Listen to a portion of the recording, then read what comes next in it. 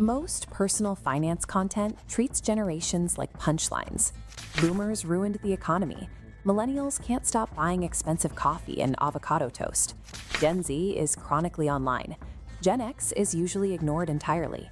This reduces complex financial lives to a simple scorecard, assuming every generation played the exact same economic game. It suggests they were all in the same stadium, just finishing with different results. The reality is that the game kept changing.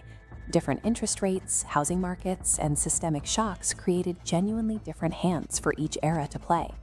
They weren't just scoring differently, they were navigating different rules. Yet, despite those shifting rules, every generation produced people who figured something out. They leaned into a specific instinct that worked, not because it was a perfect plan, but because it was the right move for their decade. Understanding these specific instincts allows you to look past the cultural noise. By borrowing the best move from each era, you can build a financial strategy that functions across any economic climate. Robert is 68. He's a boomer, and in 1983, he bought a house. He didn't run spreadsheets or stress test 7 different mortgage scenarios. He bought it because owning felt more real than renting, and the bank said yes. That unthinking instinct to acquire a real asset and hold it was his core win. His house is now worth 4 times what he paid for it, largely because he just lived his life while time did the heavy work. He understood that ownership compounds. Then there is Karen. She's 52, Gen X, and her generation was hit by back-to-back crises. She was in her late 20s when the dot-com crash wiped out half the market, just as she was gaining her footing. When 2008 arrived, Karen was 34 with a mortgage and 2 kids.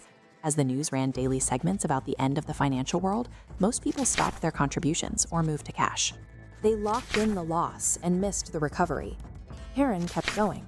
She had set up her contributions to be automatic, creating a system that didn't require her to be brave during a crisis. The money kept moving, the units kept accumulating, and she stayed in the game when everyone else was getting out. Robert's instinct for ownership requires Karen's consistency to actually work. Building wealth requires both the acquisition of the asset and a system that removes the human element of panic during a crash. Marcus is 38. When he started investing, he rejected the glossy brochures and high-fee advisors his parents used. He saw the asset allocation puzzle for what it often was, a way for middlemen to take a cut of his returns. Marcus utilized the internet to find low-cost index funds and set up a direct debit. He chose simplicity over the industry's complexity. By cutting those fees, he ensured that more of his money stayed working for him over the next 20 years. Zoe is 24, part of Gen Z. Her generation is often caught between the hype of crypto hustles and deep financial anxiety. But underneath that noise, Zoe did something remarkably effective. She started at 21, not with a perfect plan or a massive windfall, but by opening a tax-advantaged account and putting in what she could. She didn't wait until the numbers felt significant enough to matter. The math of that early start is aggressive. If Zoe puts $200 a month into an account starting at 21 at a 7% return, she ends up with roughly $700,000 by age 65. If she waits just 10 years, starting at 31 instead of 21, she ends up with $340,000. That decade-long delay results in roughly half the outcome. Time in the market is the most powerful force in this equation. Low costs and maximum time are the multipliers.